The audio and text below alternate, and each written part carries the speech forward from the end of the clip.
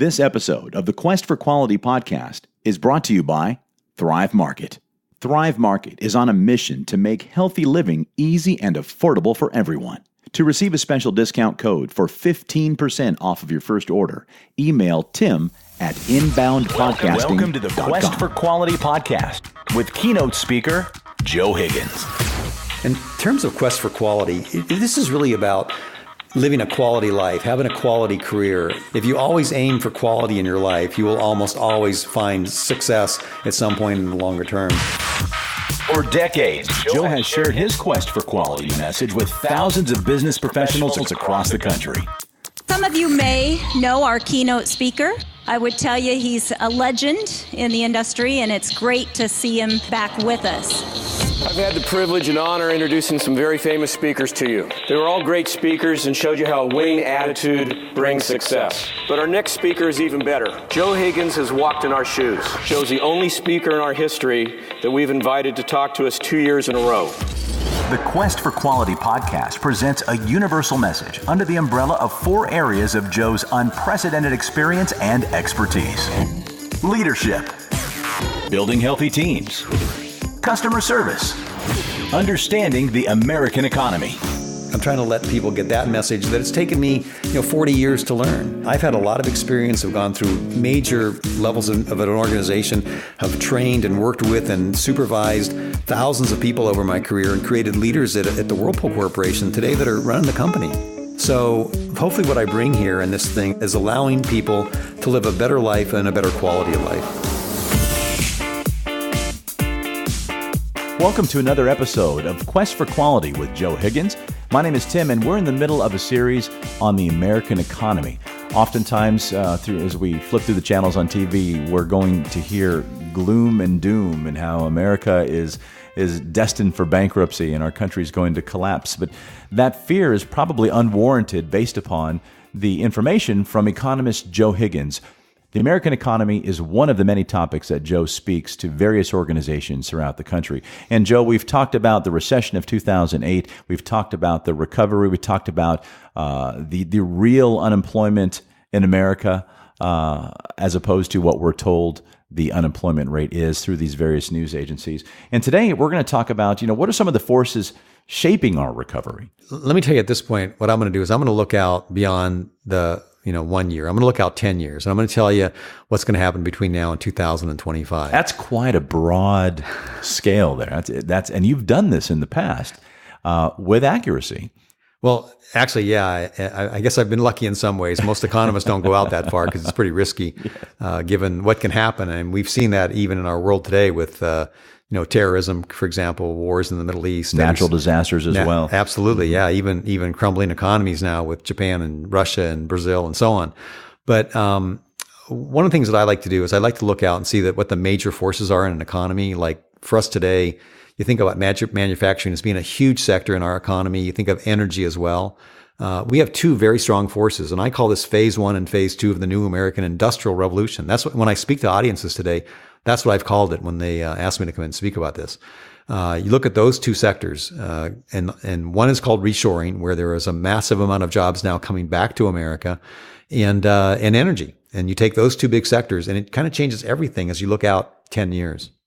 So reshoring, if you can explain that a little bit more. The jobs that were overseas before are now coming back home to America. That's exactly what it means, Tim. Let me put it in a kind of a different way and take you to China 30 years ago. Mm-hmm. If you looked at America back in the late 70s, early 80s, jobs are going to China en masse. I mean, we were paying 60 cents an hour for wages in China back 30 years ago.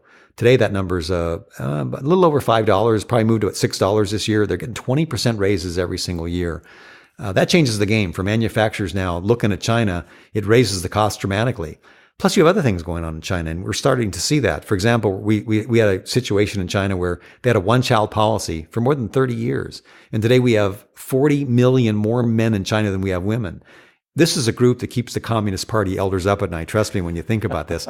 This is a demographic that can protest, that can be violent, can want their way. And if they don't have women to start families with, it's an issue over there. And they're seeing that now. Plus, they have fewer workers. The other issue that's going on in China is the massive amounts of pollution that's going on in that country. I flew into Beijing a couple of years ago, and the air quality was so bad, they had to divert the flight to another city. Now, Beijing is on the water. Beijing is on the ocean, and we normally associate here in California with being on the water to better air quality. That's that way all over China, and the people are fed up with it. As a matter of fact, they started a war on pollution in China, and that raises costs. So when you look at China today and you say, wages are going up and there's fewer workers, so supply and demand in terms of work raises costs, you have a different situation today than you had 30 years ago, even 10 years ago. And that is creating an issue for American manufacturers to saying, I don't want to be in China anymore. We're going to bring jobs back to America. And you're seeing it with big companies, Ford Motor Company, for example, General Electric, Caterpillar, Whirlpool Corporation, Electrolux. I mean, these people are bringing jobs to America in ways we've not seen in a long time. Even Apple Computer opened up a place in Austin, Texas, where they're building the Pro Mac.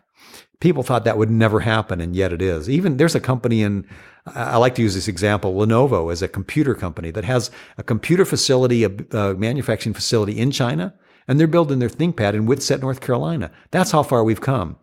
Experts are saying that China will lose 85 million jobs over the next 10 years, and we'll get a share of that. And as I think I said in an earlier podcast, we've recovered 30% of our manufacturing jobs since 2010. So those jobs are coming back.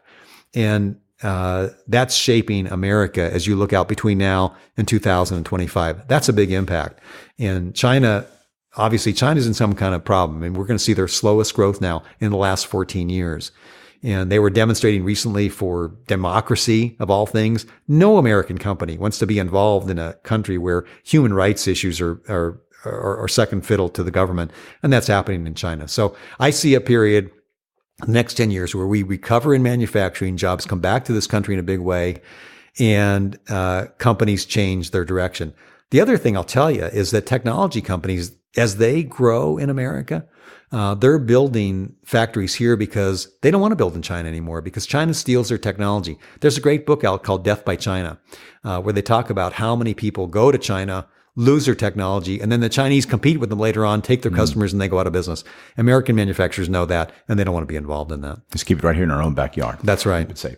So, Joe, I was on your website, qforqwithjoe.com, and you have several videos up there of some of the speeches you've done in the past. And I noticed in one of your speeches last year, you discussed the impact of oil and natural gas on the economy and the impact it would have on our recovery. And so what is going on in this area? Wow, this is a big one, especially today, because I bet you when you came here today, you filled up your car and it cost you, what, $2.30 or something like that? Which is pretty good, comparatively speaking. Pretty amazing. Yeah. Now, I've been talking about energy really for the last 5 or 6 years as well. Energy is one of the other very large sectors in the economy. It affects everything we do, not just for us, but for everybody looking at America. There was a great survey done by Boston Consulting about 2 years ago, and they asked CEOs whether or not they were thinking about bringing jobs back to America. 54% at that time said they were thinking about it or they were doing it. And then there was another survey done, I think it was Deloitte, where they were looking at CEOs worldwide, and they asked them the same question. Are you thinking about bringing jobs to America? And again, the number was a little bit higher than that. 64% said yes, they were. So what does energy do? Why does this have such a big impact? Well, think about where we are today. We've seen natural gas go from what they called peak natural gas back in 2000, 2004, so where we'd run out of natural gas, today where we have 100-year supply in America of natural gas. And we have so much, as a matter of fact, that it's dropped from $14 per million BTUs down to $3.87. So why wouldn't you want to be in America? Manufacturers, American manufacturers and foreign manufacturers are saying they can come here and save all kinds of money. BASF is the largest chemical company in the world from Germany. They're building a plant down on the Gulf Coast, and then their release, they said this. They said, we can save $688 million a year by being in America, plus be close to our customers. Well, that's a no-brainer. Of course they're going to do it.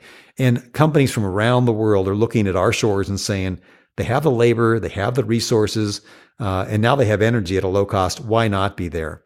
So natural gas is a big part of that, but oil also. I've been talking now the last few years at conventions about the price of oil and the impact that it's having, and about the glut of oil. We're going to produce 10 million barrels of oil a day, probably within the next year or two.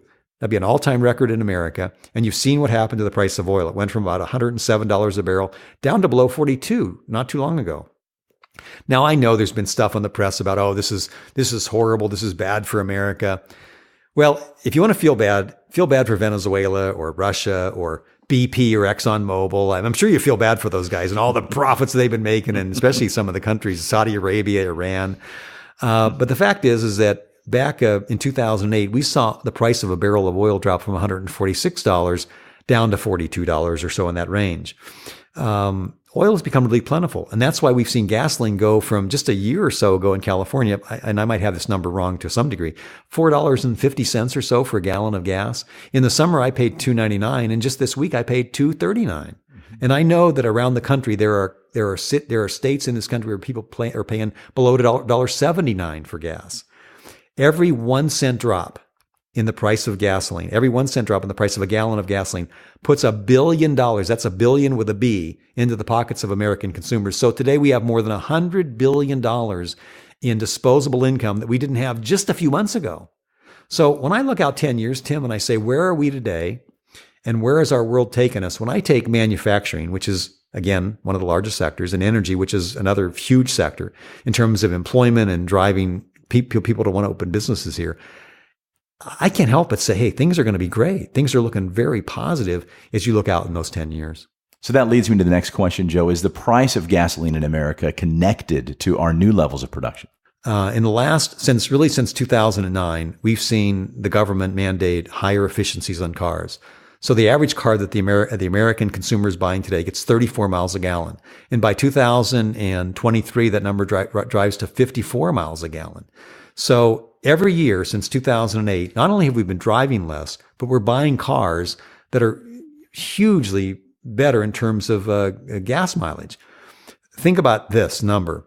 In the last 3 years, we've bought somewhere between 16 million cars or so every year. So almost 50 million cars have been purchased in America in the last 3 years. Think what that does to the demand for gasoline. So as the demand drops in a typical supply and demand situation and the production goes up, price goes down. Now, there are other factors in terms of gasoline and the way it's been speculated on with Wall Street. I'm not going to get into that because I think it's too complicated. But the simple truth is, as you drop your demand for stuff and you raise the supply, you're going to see a drop in price. And that's what we're seeing today. And typically what we've seen, Tim, in this is where the price will drop for a month or two. Well, we don't believe that's going to happen. We believe that over the longer term, at least the next 12 months, you're going to see gas at this level, and that's good for the economy. So what about the foreign companies who are looking for space in America? Why would they want to be here now? For one thing, we're the leading economy in the world. You know, America is the one country right now that's rising up out of the swamp. When you look at South America, you look at Europe, you look at Asia, America's the shining star. I mean, Russia's nearly imploding with the sanctions we've put on, and Brazil's having their issue. Japan recently went into recession. You know, when you look at the costs involved in being in foreign countries and shipping to America today, which is where the real economy is happening. First of all, the cost of oil back then, it was cheap to ship stuff across the waters. And as oil has gone up in price, that's changed. Now that's moderated recently, but we still know that in the longer term that oil will probably go back to its price range of around $80 to $100 a barrel. Shipping goods across the water can be expensive. Plus, being close to your customers is really a good thing in terms of having, ready supply of inventory. And we know that you can drive costs down through logistics that way. So companies are coming back here and want to be here because of all these different reasons. But the supply of energy from natural gas to oil and stuff makes a difference. They want to be here because they're saving money and energy in a big way. And you're going to see that to continue over the next 10 years. So will there be a correction in the stock market this year, do you think? Well, absolutely. Will the bears return? I said last year that I believe that there would be. You got to keep in mind that margin debt is one of the highest it's been in many, many years. We've seen 6 years of a bull market run. That's unprecedented. We saw a near correction. I think the Dow was down 9.7%. A correction is defined as anything beyond 10% reduction in the market. We almost got there in October. Matter of fact, my friends were calling me and saying, see, you were wrong. And well, it turned out to be a pretty good year anyway. But yeah, I think we'll see a correction. I think that's a given. But I don't think that that's going to change the direction of the market. I still think the market will be up, between 5 and 6% this coming year, and the market will be in pretty good shape. Corporations are profitable, and if corporations are profitable, that means in the longer term, then the market will stay pretty good. We're not going into recession. We know that. You need economic booms to create economic busts, and we've not seen a boom, and we probably won't see a bust over the longer term. Well, once again, more positive news regarding the current state and immediate future of the American economy. Thank you, Joe. We have one more episode in this series, and coming up next week, Joe discusses the impact technology has and will have on the American economy over the next 10 years. Hopefully you're enjoying and even learning from the podcast. And if you are, please make sure that you subscribe to the podcast so that you don't miss a single episode. As soon as we post a new episode, you'll find it right there in your playlist on your computer and mobile devices, or from whatever you're listening to your podcast on. Hey, if you're interested in contacting Joe Higgins to speak to your organization personally, or maybe appear at an upcoming convention regarding the current state and future of the American economy, or maybe some of Joe's other topics, like building healthy teams, building high-performance cultures within an organization, superior customer service, and leadership, just click on over to www.q4qwithjoe.com. It's very simple. The letter Q, the number 4, the letter Q with Joe.com. Hit the Request Joe button, fill out the form, and Joe will get right back with you. If you have a question or perhaps a comment, or maybe just some general feedback for Joe, we would love to hear from you. We make it simple too. All you have to do is record a voice memo on your phone and email it to me directly, tim@inboundpodcasting.com. If you'd like, you can even do it the old-fashioned way and pick up the phone and call 888-983-5020. That's 888-983-5020, extension number 2. Thanks again for listening. We do appreciate it. We'll catch you next time for another edition of the Quest for Quality with Joe podcast. For Joe Higgins, I'm Tim Edwards with the Inbound Podcasting Network.